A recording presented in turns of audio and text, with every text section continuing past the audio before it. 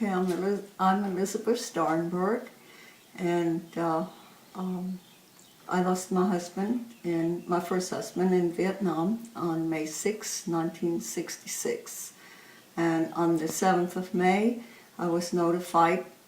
We lived in Columbus, Georgia at the time, and there was a knock on the door. It was a beautiful May morning, and my children were the girls were watching cartoons on television, and the youngest one, Glenn, he was in his high chair waiting for his breakfast, and I was talking to my sister-in-law, whose husband also was in Vietnam, and we were making plans of what we're going to do when they come home, because it was getting close for them to come back.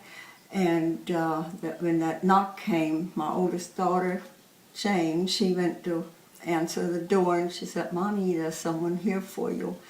And I told my sister-in-law, "Hold on just a second," and I got up, and I saw an Army major, a chaplain, and there was a lady with them because they didn't know if I could speak English. She was supposed to help, but I didn't need her.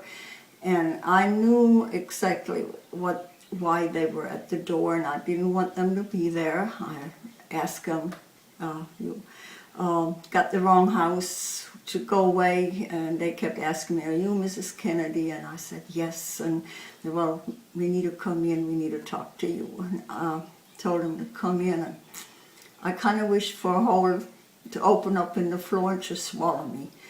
And they told me that my husband was killed in action, and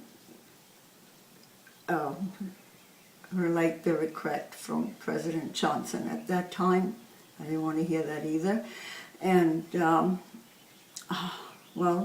and then I was there, and the chaplain was so kind. He was finishing cooking breakfast for the kids, and my sister-in-law heard me on the phone when I told him, no, I don't want you to come in. And she was on the way over, and there were some other ladies. We lived in a trailer park, and he was the only one that didn't come back. All the other guys came back, and almost every one of them brought gifts back for my children. And we didn't have the support that the Army has now, so we just kind of stuck together as women, and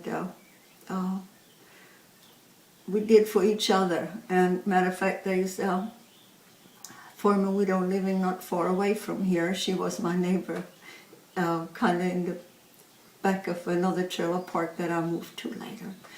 And so it was a terrible day, but you know, God makes roses out of ashes, and now the 7th of May is also a birthday of one of my grandsons. So it's a happy day again, but yeah, it's always bittersweet at this time, and no matter how long ago it happened, it's always there.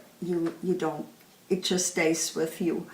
And I had a terrible time when my son served in Iraq, and it was very difficult for me because I was always afraid that something would happen to him. But thank God he brought him home safely. And